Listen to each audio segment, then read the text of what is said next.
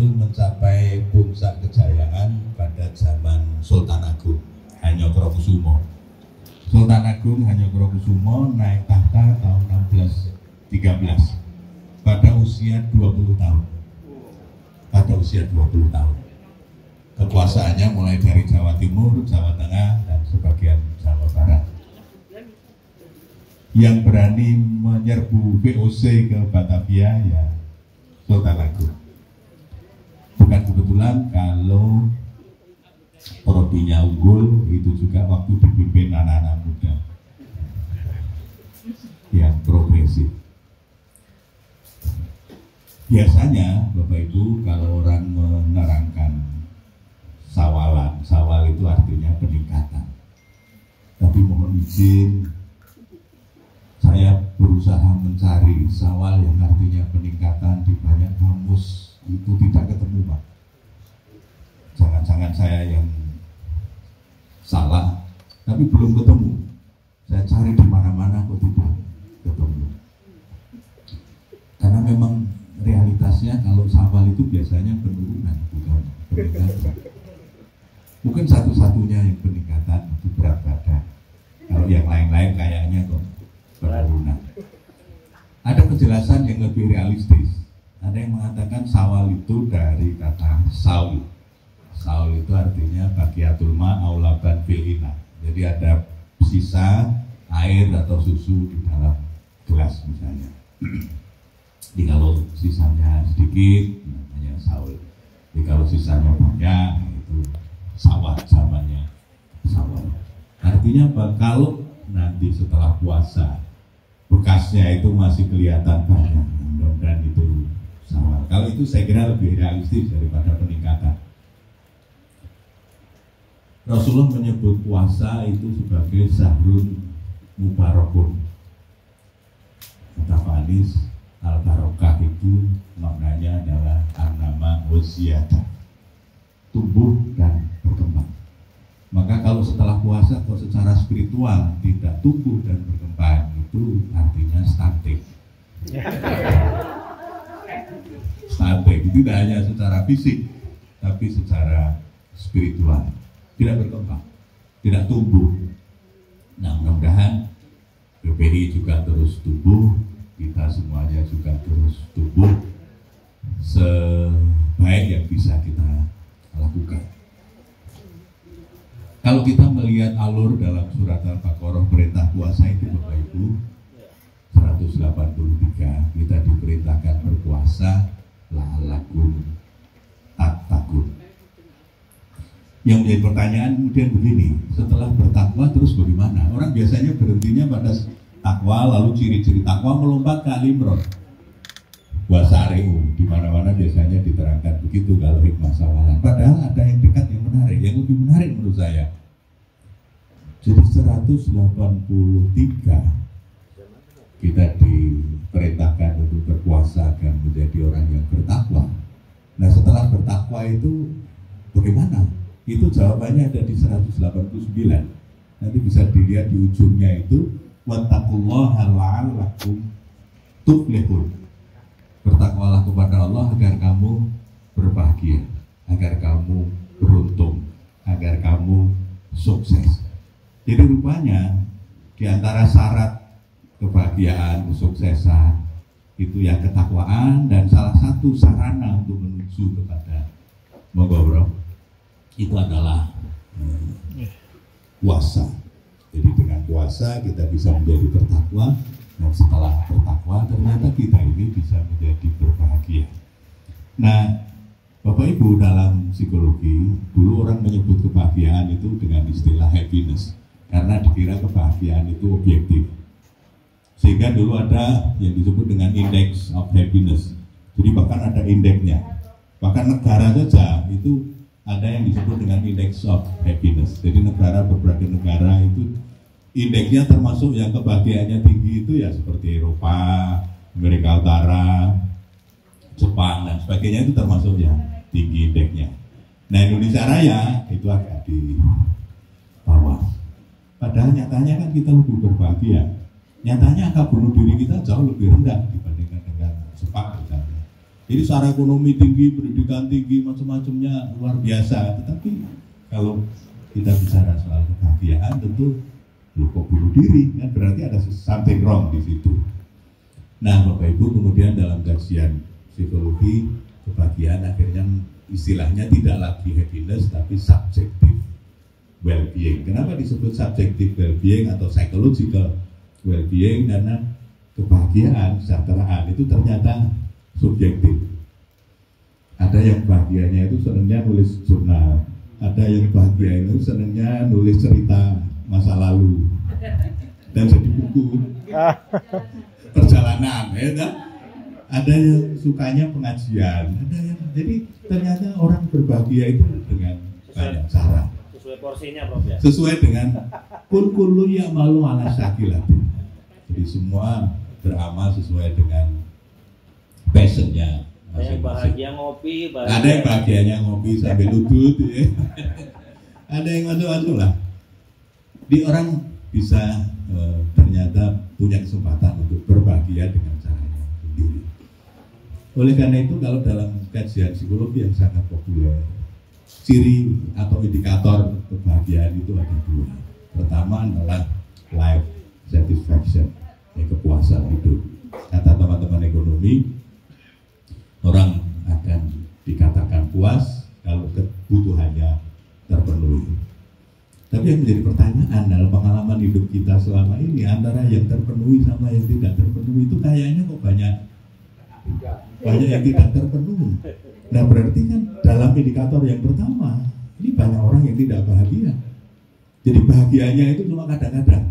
Kalau keinginannya terpenuhi, bahagia. Tapi begitu tidak terpenuhi, itu tidak puas, maka tidak bahagia. Lalu yang kedua, indikatornya adalah positif afeknya itu lebih banyak dari negatif afeknya. Kita ini semua pasti punya perasaan positif, senang, gembira, merasa dihargai, dihormati dan sebagainya. Ada perasaan-perasaan negatif, misalnya kecewa, sedih, merasa tidak diperlakukan dengan semestinya dan macam-macam. Itu yang disebut dengan negatif afek. Semua orang pasti punya perasaan begitu. Asal positif afeknya lebih banyak dari negatif afeknya, nah itu tanda bahwa yang bersangkutan untuk ciri yang kedua dia sudah bisa dianggap bahagia. Nah yang repot itu kalau sudah banyak yang tidak kesampaian dan perasaannya penuh dengan negatif, wah itu udah bisa-bisa. Nah, tinggal pantat dirisa, tinggal tunggu stroke-nya. Nah oleh karena itu kemudian Rasulullah Muhammad SAW dalam riwayat Muslim itu punya resep yang sederhana. Hadisnya pendek. Rasulullah mengatakan begini, qad aflaha man aslama.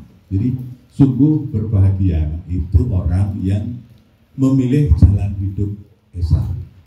Jadi makanya tidak salah kalau tidak sekedar psikologi pendidikan, tapi psikologi pendidikan Islam itu lebih membahagiakan. Karena banyak yang kuliah di fakultas psikologi itu mencari kesembuhan, mencari kebahagiaan. Nah maka dari qad aflaha man aslama, ketika kita mengambil jalan hidup Islami itu enak sekali kok. Misalnya salah satu jalan hidup Islami dalam Ibadur Rahman itu kan wa idza qatabahumul jahiluna qalu salama. Kalau ada orang bodoh ngomong yang enggak enak, enggak usah ikut bodoh. Kita jawab saja dengan ungkapan yang lebih selamat. Kita tersenyum saja. Saya habis menerangkan begini, sawalan pulang mau belok ke rumah dari ring road ke jalur lambat. Ada anak muda naik sepeda motor kencang sekali dan tidak mau memberi kesempatan saya untuk belok. Saya sudah berhenti, tapi rupanya anak ini masih belum puas dengan saya berhenti sebelum memaki. Lalu dia dengan mengacungkan tangan sambil memaki. Dan makiannya dalam bahasa Jogja itu supir gerobak. Oh iya. Mas Iva tahu nggak supir gerobak? Bajingan. Oh, supir gerobak. Jadi memakinya dengan supir gerobak. Waduh. Untung yang dimaki sudah tua. Jadi begitu dimaki saya ingat hadis itu, lalu saya tersenyum saja. Namanya suka biarkan saja sudah. Nah kebetulan dia belok ke kiri, saya juga belok ke kiri. Saya sengaja mendekatkan mobil itu dengan motornya. Rupanya dia tancap lebih kencang. Kan sebetulnya nggak berani juga kan? Cuma beraninya ngomong aja. Tapi kalau ditengani gitu kira-kira ya nggak berani. Sama dengan yang mobil, sebetulnya juga nggak berani. Cuma karena satu jalur kita coba aja nih di bakat-bakat eksperimen. Jadi ternyata nggak berani juga. Jadi kembali ke ayat tadi, sudah kita maafkan saja, biarkan saja nggak apa-apa. Dan masalahnya selesai kan, nggak ada apa-apa. Sudah. Tapi coba kalau tadi saya ribut, masalahnya jadi berbuntut. Saya pernah di Jakarta, di Halim mau ke Halim. Di depan saya ada mobil yang tiba-tiba berhenti. Kaget kita merasa nggak ada salah apa-apa. Tahu-tahu yang di depan itu mengeluarkan pistol. Lalu sopir kita, karena Grab, sopir kita ditodong pakai pistol. Saya kebetulan di depan, saya tahu persis bagaimana dia ngongkang pistolnya. Waduh, ini bisa ribut kita, bisa dipulang ini. Kebetulan mungkin ini karena di Halim ya, barangkali sopirnya ini anak tentara. Dia bilang, dia ada siapa? Enggak Pak, kalau dia nembak. Iya, kalau iya kan jadi sanksi kan Pak. Ini jadi pulang, urusannya jadi panjang. Udah, lalu sopir itu saya rangkul, saya bilang, Pak, mohon maaf ya Pak, kami yang salah. Ini supirmu ini. Wah, perwira lokal keluar semua. Waduh, luar biasa. Marah-marah. Wah, udah luar biasa. Itu saya yang kemudian mengambil alih situasi. Ya Pak, kami yang salah, mohon maaf. Udah, dia mulai turun, kemudian balik lagi ke mobilnya dan pergi. Yang di belakang bilang, wah Pak Hirut luar biasa, tenang. Dia tenang karena lihatnya dari belakang. Padahal di sini nih Pak, udah kan kita belum pernah berhadapan antara hidup dan mati begitu toh Pak, ditodong pakai pistol.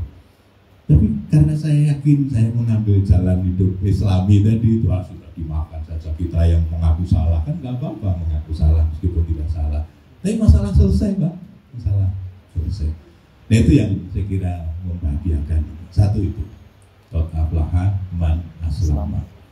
Di banyak resep-resep Islam yang kalau dikaji akan menarik sekali dalam PPI untuk memberi solusi bagi kehidupan modern yang semakin semrawut seperti sekarang ini.